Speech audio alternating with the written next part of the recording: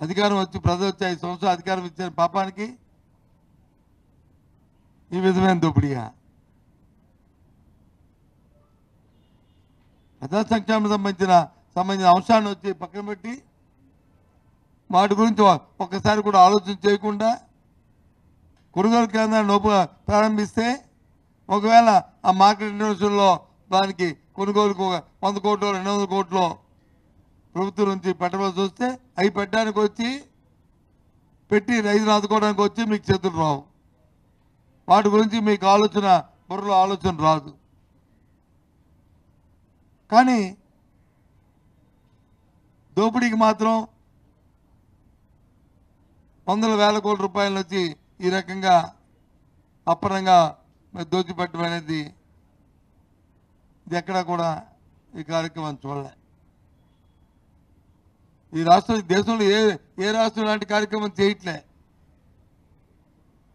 ఇంత పబ్లిక్ బహిరంగ దోపిడీ దీన్ని తీవ్రంగా ఖండిస్తున్నాం, ఆక్షేపిస్తున్నాం.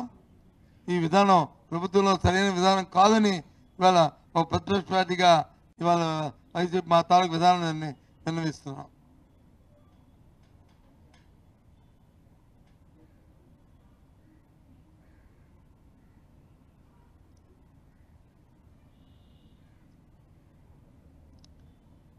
ఏంటో రైతు కూలికెత్తే పని గ్రామాల్లో వచ్చి కూలికెత్తే పని లేకుండా పోయింది. పెద్ద పెద్ద మాటలు చెప్తారు ముఖ్యమంత్రి గారు, ఉప ముఖ్యమంత్రి గారు, వాళ్ళ తాలూకా ఈ వీళ్ళు అందరూ చెప్తారు. దయచేసి ఇక్కడ పత్రికలు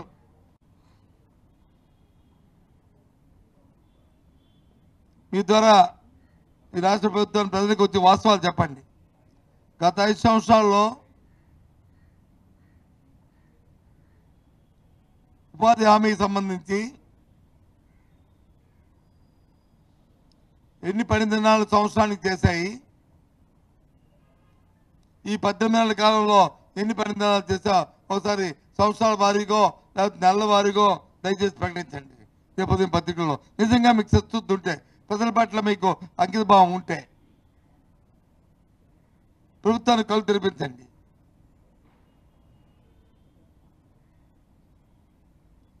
ఎంత నిధులు దాని మీద ఖర్చు పెట్టారో.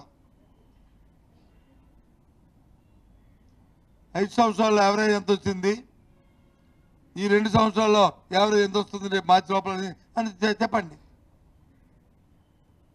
మీదే కదా కూటమి ప్రభుత్వం, మరి ఎందుకు ఆ పనులు చేయలేకపోతున్నారు? ఎందుకు పేదవాడికి అందించలేకపోతున్నారు?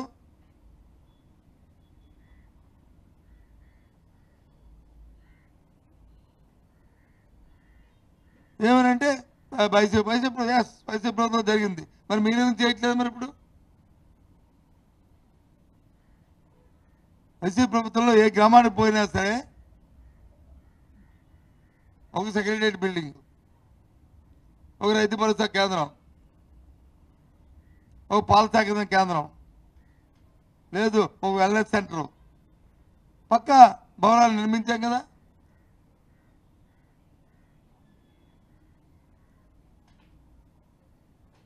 గ్రామీణ ప్రాంతాల్లో ప్రజలకి అవసరమైన కార్యక్రమాలని ఉపాధి హామీల నిబంధనల ప్రకారం కార్యక్రమాలు చేశాం కదా.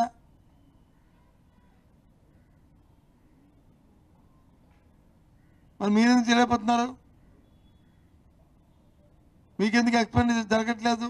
ఎందుకు ప్రజలకు పనులు అప్పచెప్పలేదు? పర్యవేక్షణ లేక, దానిపై మీకు శ్రద్ధ లేక. పేదవాడికి మాత్రం ఓ పని కల్పించి దాని నుంచి అసెట్ క్రియేట్ చేయడం తప్పన మీ దాంట్లో లేదు, మీకు ఆలోచన లేదు. ఎంతసేపు పేర్లు మార్చుకొని దాంతో పబ్బం గడిపి హాయి గాడి అని చేయాలనే ఆలోచన తప్ప ఇంకా అసలు లేదు.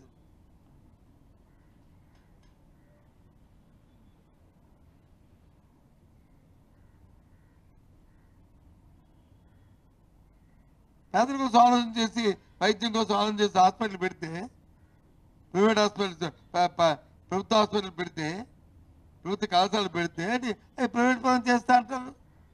మళ్ళీ పైపెచ్చి వాళ్ళు వచ్చంట క్యాబినెట్లో చూశారు పేపర్లో ప్రభుత్వ కళాశాలను పెడతారట, కానీ లోన మాత్రం ప్రైవేట్ కార్యక్రమాలు చేస్తారండి. ఏంటి వాడే ఆన్సర్? ఏంటి ఇది చెప్పండి? ఈ ధర్మ ప్రభుత్వ కళాశాల ప్రభుత్వ కేజీహెచ్లో ఏం జరుగుతున్నాయో ఆ నిబంధనలు జరగాల.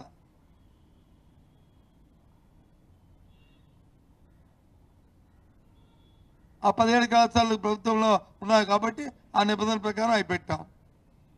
చదువుకున్న విద్యార్థి కాలేజీలో చదువుకున్న విద్యార్థులకి అయితే వాళ్ళకి ఏబిసిడి కేటగిరీలు పెట్టాం. వాళ్ళు స్వయంశక్తిగా అవి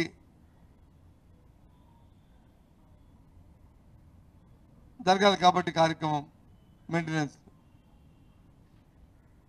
కాదు. మిగతాది ప్రభుత్వం వచ్చి బ్యాక్ సపోర్ట్తో దాన్ని చేయాలని ఆలోచన చేస్తాం. ప్రైవేట్ వాడికి పెట్టలేదే. దాన్ని బట్టి చూస్తుంటే మీరు ప్రభుత్వంలో అంత పకడ్బందీగా చేసే వ్యక్తులు లేరని మీ నమ్మకం. ఎందుకంటే మీ పరిపాలన విధానం ఉంది. అధికారుల మీద నమ్మకం లేదు, నీ తోటి మొన్న మంత్రుల మీద నమ్మకం లేదు చంద్రబాబు నాయుడు గారు, మీకు మీ క్యాబినెట్ మీద నమ్మకం లేదు, మీ శాస్త్రుల మీద నమ్మకం లేదు, మీ ఎమ్మెల్యే మీద నమ్మకం లేదు, మీ అధికారుల మీద నమ్మకం. ఎవరి మీద నమ్మకం ఉంది? నీకు నీ తాలూకా అబ్బాయి మీ ఇద్దరికే నమ్మకం, ఒకరికి.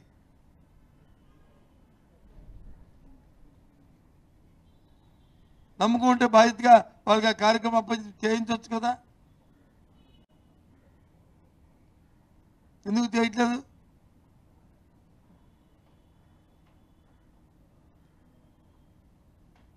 ఈ రంగం కాదు, ఆ రంగం కాదు, పూర్తిగా వైఫల్యం చెందింది రాష్ట్రం. ఈ ప్రభుత్వ కార్యక్రమం ఏ కార్యక్రమం కూడా.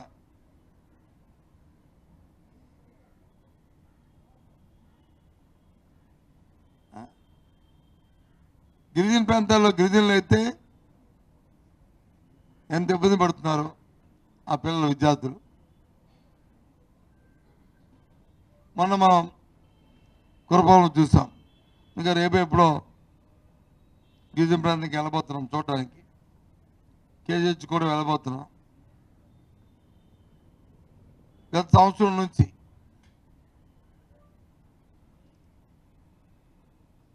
ఎవరైతే సంవత్సరం లోపు ఉన్న పిల్లలు ఉన్నారో వాళ్ళకి సరైన పోషకాహారం తల్లికి అందక కడుపులో ఉన్న బిడ్డకు వచ్చి పుష్టిగా కాన్పైన తర్వాత ఆ పిల్లలు రాలేక ఏమిటి ఇబ్బందితో ఇవాళ ఆ పైన పిల్లలు ఎంత ఇబ్బంది పడుతున్నారో నేను సంఖ్య చెప్తే మళ్ళీ బాగోదు. ఇది చూడండి, ప్రత్యేకంగా చూసిన తర్వాత అక్కడే మాట్లాడి చెప్తాను. ఎంతమంది కేజీహెచ్ ఉన్నారో చూడండి. చిన్నపిల్లలు, గిరిజన ప్రాంతంలోకి పిల్లలు. ఎందుకు వస్తుంది? కారణం ఏంటి? కేంద్ర రాష్ట్ర ప్రభుత్వాలు గత 5 సంవత్సరాల్లో ఏదైతే గర్భిణీ స్త్రీకి మనం ప్రెగ్నెంట్ నుంచి మరి బిడ్డ మళ్ళీ సంవత్సరం వరకు కూడా ఏ కార్యక్రమాలు అయితే చేశామో వాళ్ళకి బలమైన ఆహారాన్ని అందించడానికి చేసాము. ఆ కార్యక్రమాన్ని అడిగిపోయినాయి. వాళ్ళకి ఇవ్వాల్సిన ఫండ్స్ రిలీజ్ చేయట్లేదు. ఆ కార్యక్రమాన్ని మూలపడేశారు. పాప పేదవాళ్ళు ఆ తల్లి తినడానికి లేక ఇబ్బంది పడుతున్నప్పుడు ఆ పిల్లకి, ఆ కడుపులో ఉన్న పిల్లకి ఇంకేమి చేస్తారు వాళ్ళు? ఇటువంటి దుర్మార్గమైన ఆలోచన ఏంటిది? పాపం కాదు. ఇక్కడ మాత్రం ఎకరా వచ్చి 10 కోట్లు 20 కోట్లు ఉన్న భూమిని వచ్చి ఎకరా రూపాయికి 10 రూపాయలకి ఇచ్చేస్తారా? ఇదా దోపిడీ?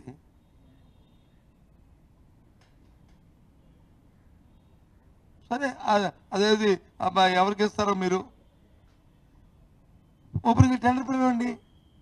ఇగో ఈ ప్రోగ్రామ్ మేము పెడుతున్నాం, ఇగో ఈ 10 ఎకరాలని ఈ రియల్ ఎస్టేట్ దీనికోసం ఇక్కడ ఐటీ పెట్టాలి, లేకపోతే బహుళాలుగా మల్టీ స్టోరీ బిల్డింగ్స్ కట్టాలి, లేదు అంటే ఈ రెసిడెన్షియల్ ఫ్లాట్స్ కట్టాలి, లేకపోతే ఇంకొక టూరిజం సంబంధించిన, ఎందుకంటే దానికి మీరు పిలుచుకొని అడగండి.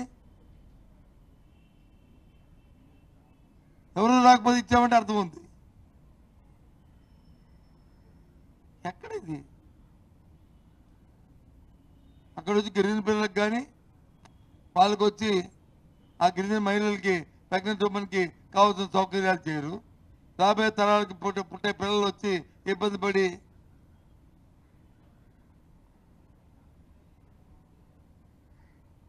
వాళ్ళు బతుకు భారం అయిపోయి ఆ సర్వైవ్ కష్టమైపోతున్న పరిస్థితులు ఇవాళ అక్కడ ఉన్నాయి. గ్రామీణ ప్రాంతంలో రైతు కూలీ వచ్చి కలిసి పని చేసుకోవడానికి వచ్చి ఇప్పుడు మీ తరపు కాదు ఉపాధి హామీ పథకం కేంద్ర ప్రభుత్వం ఇస్తుంది. అది తెచ్చే లేదు, తెచ్చుకొచ్చు ఖర్చు పెట్టే పరిస్థితి లేదు ఈ ప్రభుత్వానికి. ఎంతసేపు మాటలు చెప్తారు? రైతు పంట వేసుకుంటే పంటకు లేదు. ఇప్పుడు అడుగుతున్నాను, ఇంకో 2 రోజులు ఇంకా ఇప్పటి నుంచి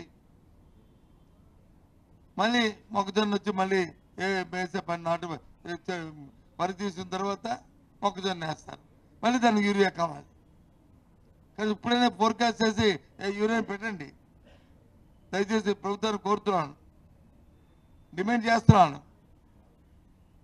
గత సీజన్లో రైతులు పడిన నష్టాలు కష్టాలని ఆ బాధల్ని ఇబ్బందిని మళ్ళీ దయచేసి తాకండి.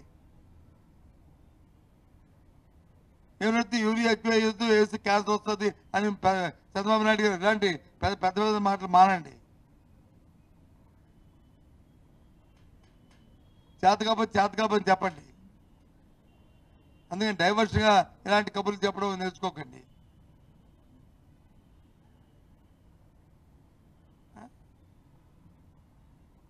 గుడ్ గవర్నెన్స్ అంట. గుడ్ గవర్నెన్స్ అంటే వాటి మెన్ బై గుడ్ గవర్నెన్స్ చెప్పమండి. పెద్దగా చెప్తారు కదా. గుడ్ గవర్నెన్స్ అంటే ప్రతి గవర్నెన్స్లో ప్రతి కార్యక్రమం కూడా ఏదో చట్టబద్ధంగా ప్రజలకు వచ్చి ఆలోచనతో ప్రభుత్వ విధానం మీద ఉందో దాన్ని అమలు జరపడం అనేది గవర్నెన్స్. ప్రతి ఎక్కడుందండి గవర్నెన్స్?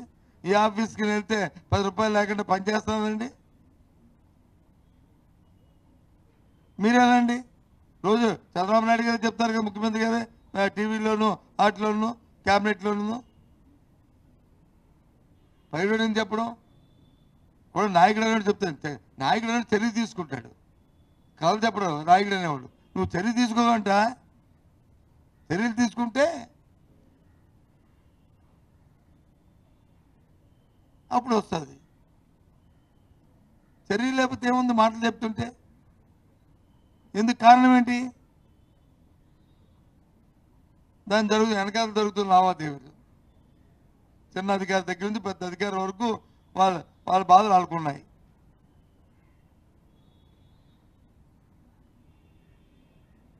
దాన్ని ఎలాగా? అందుకే ఈ రాష్ట్రంలో గత 5 సంవత్సరాలు ఏ పారామీటర్ తీసుకోండి, పోలీస్ వ్యవస్థ తాలూకా పారామీటర్ తీసుకోండి, లేదా రెవెన్యూ వ్యవస్థ పారామీటర్ తీసుకోండి, లేకపోతే రిజిస్ట్రేషన్ తీసుకోండి, లేదు వ్యవసాయంలో తీసుకోండి, లేకపోతే ఏ పారామీటర్ తీసుకోండి, కొలమానం వేయండి. దేశంలో ఏ ర్యాంకులో ఉంది రాష్ట్రం, ఇప్పుడు ఏ ర్యాంకులో ఉందో. విద్యలో తీసుకోండి, వైద్యంలో తీసుకోండి, ఏ ర్యాంకులో చూడండి.